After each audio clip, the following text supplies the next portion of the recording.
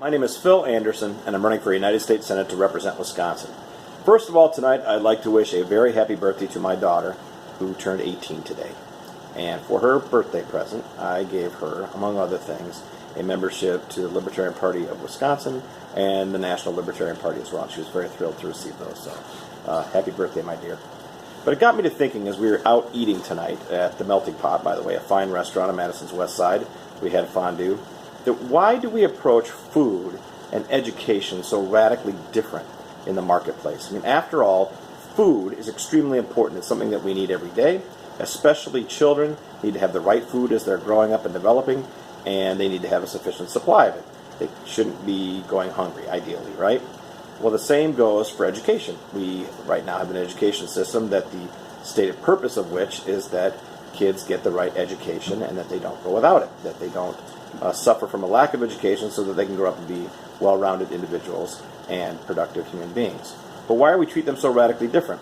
Now, we rely on the free market to provide food for the most part through restaurants and through purchasing our own groceries and cooking at home. We don't assume that people don't know how to cook. We assume that people do know how to cook, and they should be free to do so for their kids. We don't meddle in that relationship between family and child, and we allow that's the proper order of things. Now, we do provide subsidies right now for people that need food, that don't have money to purchase it, but then they're given the option to go out and purchase food as they see fit at grocery stores or wherever to meet their needs and to fit their cultures and their individual tastes and goals. Why can't we do the same for education? I would argue that education isn't necessarily any more important than food and than good nutrition and building a solid, functioning human adult. Yet we take radically different approaches.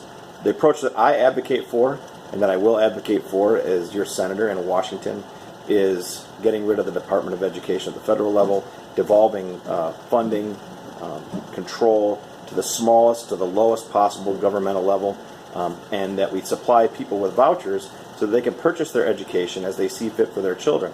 Because people want to educate their children, and they know what's best for their children.